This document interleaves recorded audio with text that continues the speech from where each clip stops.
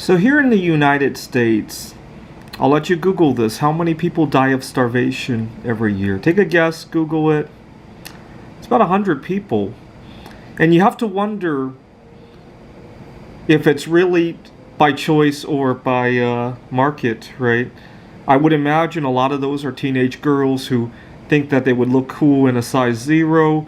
A bunch of them might be people who are hunger striking because of injustices in their family or their career lives.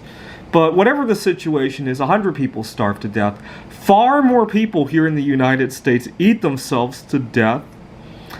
And the statistics kind of bear it out. We had the Great Depression is right here. Life expectancy went up. Why? Suddenly people didn't have money to smoke, to do drugs, to overeat especially, to get involved with picking up a prostitute and potentially starting a pandemic. All of a sudden, nobody had money to do that. And I really think we've lost sight of what we think of as food here in the United States. Now, here in the United States, during COVID-19, we lost 2 or 3 years of life expectancy. Was it due to COVID-19? No! 1 out of every 300 people in the United States died of COVID-19. Even if those were newborn babies who died, that's only a few months of life expectancy. Never mind the fact that most people who died of COVID-19 were 70, 80 years old. They lost like 10 years of life expectancy at best. Let's look at life expectancy in other countries during COVID-19. They continued to gain. Why? Here in the US, what did we do during COVID-19? We mailed everybody a big check. What did they do with it? They went to the store, bought a bunch of Corona beer, drank themselves to oblivion, ate a lot of stuff that they got on Grubhub or Instacart, ate themselves to death.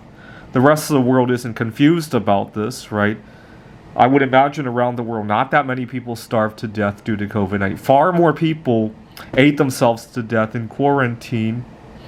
Now, I really think we have lost sight of what food is. When we talk about hunger, what we really talk about is people craving their favorite foods and not being able to go to the store and buy it. You might see a very abusive fight in the store. Karen who insists on getting the last package of her favorite food when the store is full of healthier stuff, right? That's what we call hunger. That's what passes as hunger in the United States, right? We've completely lost sight of it. Only in the United States can somebody who's overweight call themselves hungry because their favorite food is out and there's 100 different other brands of food. Now, every Friday night I go to a board game meetup where I play various board games. Right now I'm programming an AI for the game of Catan. We meet up at different restaurants. One week we were at a Denny's, and a few tables away I heard one of my friends there order a fries, and it came, and I watched him eat it, and I'm like, oh, I'm so glad I'm not viewing food like that. And he went nom nom nom nom nom. It was like he was having sex with his food in front of all of us, and we've lost sight of it.